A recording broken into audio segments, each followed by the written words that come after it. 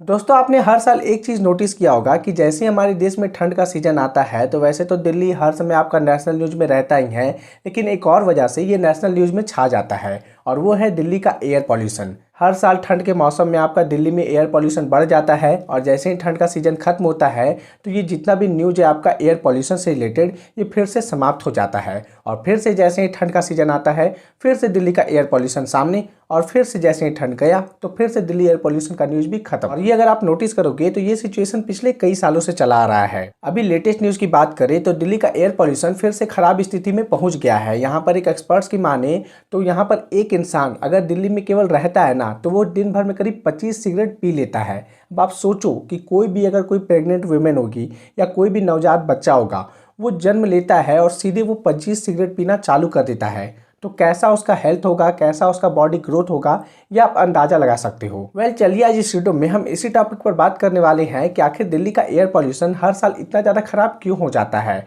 और साथ में कि गवर्नमेंट ने अब तक क्या क्या स्टेप्स लिए हैं और क्या क्या स्टेप्स लेने चाहिए। तो देखो इस वीडियो की शुरुआत हम यहीं से करते हैं कि आखिर में दिल्ली में एयर पॉल्यूशन इतना ज़्यादा क्यों हो जाता है और वो भी ठंड में। तो देखो इसके कई सारे रीजन है, जैसे कि सबसे पहला मेन रीजन आप कह सकते हो वो है आपका स्टबल बर्निंग, जो पराली आपका पंजाब हरियाणा में जो जलाई जाती है वो एक बहुत बड़ा रीजन है आपका दिल्ली या उसके आसपास में एयर पॉल्यूशन को बढ़ाने में। दरअसल होता क्या है कि जो खरीफ क्रॉप होता है उसको पंजाब हरियाणा में आपका जून या जुलाई के मंथ में उसका सोइंग होता है और उसके बाद वो जो बनता है उसका हार्वेस्टिंग जो होता है वो आपका अक्टूबर या अर्ली नवंबर में होता है। और चूंकि किसानों को फिर से आपका रवि सीजन के लिए क्रॉप को अपना फील्ड को तैयार करना होता है तो ये जो हार्वेस्टिंग और ये जो फिर से सोइंग वाला सीजन है ना, मतलब कि खरीफ का हार्वेस्टिंग और रबी का सोइंग, तो इन दोनों के बीच में ये किसानों को बहुत ही कम ज़्यादा मतलब बहुत ही कम समय मिलता है और जिसकी वजह से जो आपका पराली वहाँ बच जाती है तो उसको जल्दी क्लियर करना होता है विद इन अ वीक। तो वो करते क्या है कि यार उनके पास ज़्यादा वैसा कोई मशीन नहीं है, टेक्निकल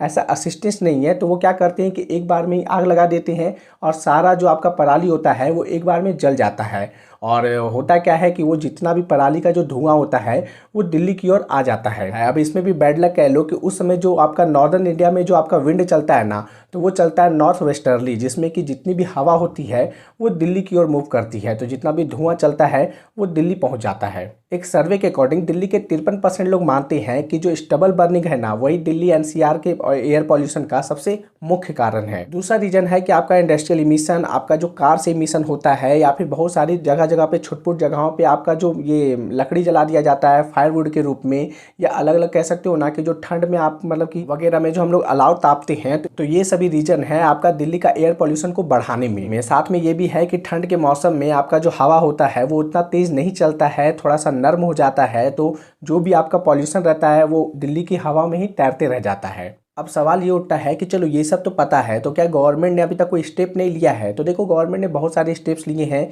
जैसे कि आपका एक ग्रेडेड रिस्पांस एक्शन प्लान बनाया गया है जिसमें कि आपका दिल्ली का एयर पॉल्यूशन लेवल जिस स्टेज पर होगा उस हिसाब से ये ग्रेडेड रिस्पांस एक्शन प्लान आपका इम्प्लीमेंट किया जाएगा और उसी हिसाब से ये अलग अलग स्टेज में डिवाइडेड होता है, जिसमें कि अगर पहला स्टेज में रहें तो ये स्टेप लिए जाएंगे, दूसरे स्टेज में रहें तो ये स्टेप लिए जाएंगे, मतलब अलग अलग स्टेप्स बना हुआ है। फिर बहुत सारी आपने देखा होगा कि दिल्ली में सीएनजी बसें चलती हैं जिसमें कि आपका पब्लिक ट्रांसपोर्ट को आपको प्रमोट किया जाता है। साथ में आपने स्मॉग टावर देखे होंगे। फिर आपका जो पंजाब हरियाणा के किसान है जहाँ पर पराली की समस्याएं हैं तो वहाँ पर बहुत सारे आपका टेक्निकल असिस्टेंस आ गई हैं जहाँ पर ये कोशिश की जाती है कि उन लोगों को वो असिस्टेंस दिया जा सके। कुछ मशीन्स आ गई है जो पराली को वहीं पर दबा के रख देती है जिससे कि आप वो बुआई जो आपका रवि सीजन का है वो कर सकोगे और पराली जलाने की जरूरत भी नहीं पड़ेगी। लेकिन प्रॉब्लम ये हो जाता है कि इसका जो इम्प्लीमेंटेशन है वो बहुत ही पुअर है हमारे खास करके इंडिया में। हमारे यहाँ लॉ का वायलेशन जो होता है ना वो बहुत ही ज़्यादा होता है। एज ए सिटीजन हम लोग बस यही सोचते रह जाते हैं कि हम लोग सिर्फ इतना सा ही जलाने से इतना ज़्यादा पॉल्यूशन तो नहीं होगा, सिर्फ मैं ही फैला रहा हूँ क्या। तो ये जो मेंटेलिटी होती है ना इसको सभी को सुधारना होगा। साथ में जो गवर्नमेंट होगी उसको हैवी टैक्सेस वसूलने होंगे कि अगर आप कोई भी रूल को वायलेट कर रहे हो तो आपको हैवी टैक्स देना होगा